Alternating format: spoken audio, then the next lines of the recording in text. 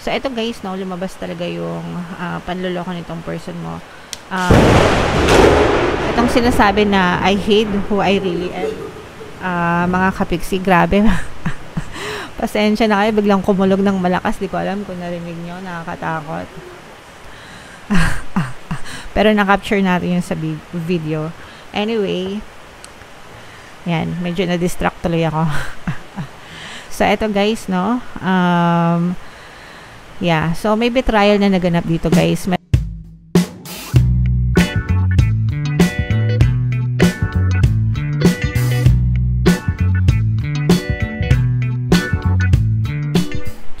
Hello guys, hello Leo, welcome back to Pinoy Pixie Tarot.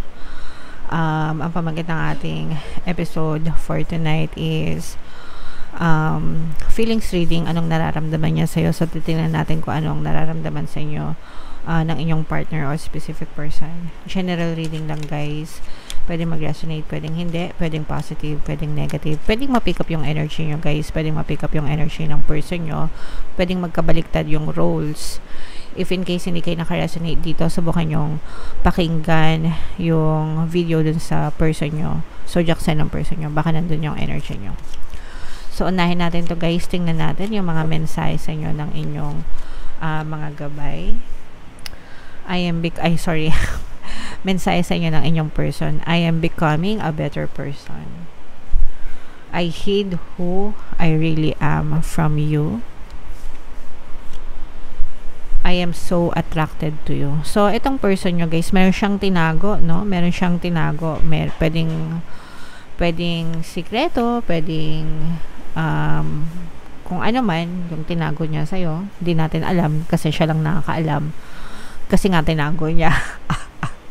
Okay, so, pero kung ano man yun, parang meron siyang, parang nagbalat kayo. Ito, pero pwedeng ano din guys, no? There are a lot of reasons kung ba't tinatago niya. Pwedeng ayaw kanyang masaktan, or pwedeng nahihiya siya, whatever mga kapiksi. Pero this person is trying to become a better person. Sabi niya nga, no? Sinusubukan niya na magbago. Sinusubukan niya maging better para sa inyo, mga kapiksi. Okay, sinusubukan niya na mas maging karapat dapat kumbaga sa iyo at sa pagmamahal mo at sa relationship nyo. And itong person mo guys, no, sabi na nga, siya na nga yung mismo nagsabi, sobrang attracted siya sa iyo, sobrang attached siya sa iyo. Okay, kaya pinipilit niya rin magbago mga kapiksi, kasi nga sobrang gusto kanya, kumbaga para maging match made in heaven siguro kayo mga kapiksi. Okay? So, tingnan natin yung mga emosyon na nakapaloob dito sa relationship. Pwedeng nararamdaman nyo, nararamdaman nila, or parehas nyong nararamdaman mga kapiksi. Meron ditong disgusted. Ito guys, ito yung mga ito yung mga nararamdaman niya, no? Kasi nga meron siyang tinatago. So, pwedeng yung tinatago niya, disgusted siya sa pagkatao niya, desperado siya, ganyan. Itong desperate na to, parang desperado siya na maging kayo, or magkaayos kayo, or maging okay yung relationship. Pwedeng ikaw din ganito.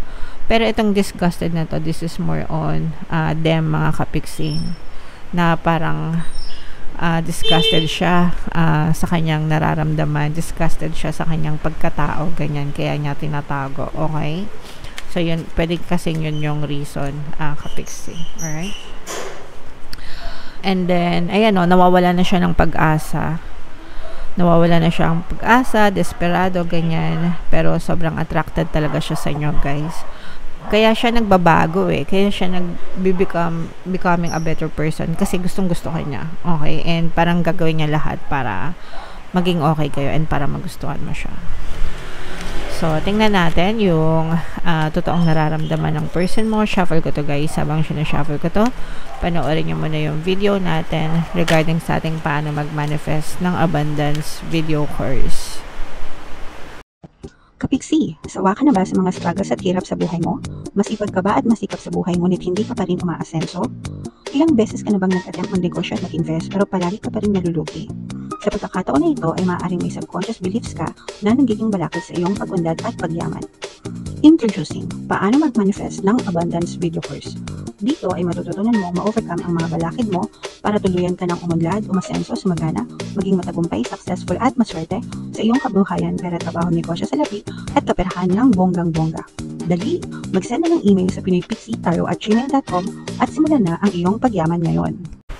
Alright, so sa lahat ng gusto mag-avail ng course guys, mayroon tayong promo for August. Until August 31, magbibigay ako ng free 3-in-1 pampaswerte subliminal sa pampaswerte sa kabuhayan, pera at saka love life mga kapixie. Worth 1,500 yung freebie na yan. So i-avail nyo na guys. Sobrang ganda.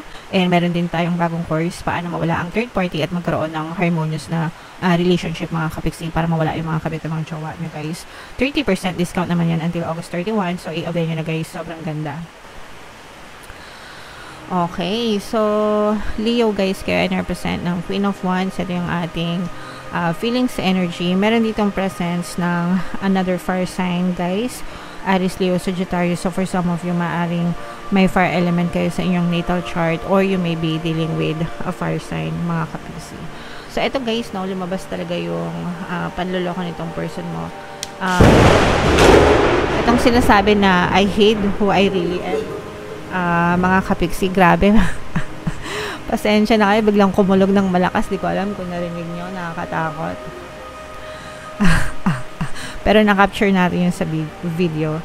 Anyway, yan, medyo na-distract tuloy ako. So eto guys, no, yeah, so may betrayal na naganap dito guys. Merong tinago yung person mo sa inyo. And eto nga, no, with this High Priestess energy, nabunyag ito sa inyo. Ibig sabihin, na-reveal sa inyo, na-discover nyo kung ano yung tinatago nila, na nabulat-lat sa inyo. Etong disgusted energy guys, pwedeng kayo din ito, kasi parang na-disgust din kayo. Parang nandiri din kayo sa kanya, mga kapigsi, dahil dun sa betrayal na ginawa niya, or kung ano man itong betrayal na to guys, no, kasi nga meron siyang tinago so kung ano man itong betrayal na ito, kayo na lang yung nakakaalam, yung story nyo na lang mga kapiksi. Pero na ano talaga to, na siwalat, no, kumbaga na bulgar talaga, na discover nyo na talaga. So hindi niya, kaya yun yung yun yung naging cause ng pag-aaway nyo ng inyong person. LDR kayo mga kapigsi. Pero ito guys, sobrang disappointed nito sa sarili niya, yung person mo.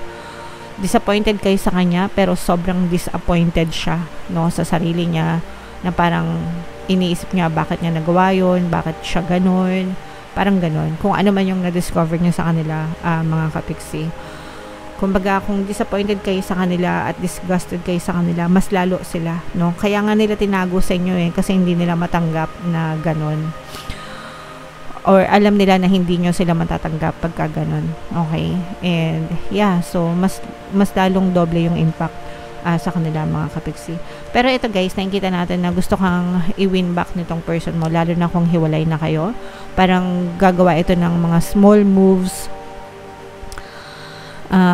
maliliit na moves para suyuin kayo ulit mga kapiksi. Pwedeng ligawan ulit kayo or what, pero gusto ng person na suyuin ka ulit niya, suyuin ka ulit niya, mga kapiksi. Okay, yun ay kung matatanggap mo pa sila, syempre.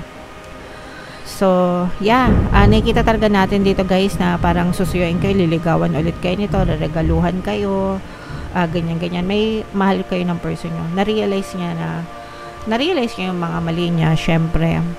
And na-realize din niya yung totoo mong halaga, kapiksi. And talagang, ayan parang nag-iisip na siya ng mga ways, ng pamamaraan kung paano ka susuyuin. Yeah. So, yeah. Yun talaga guys.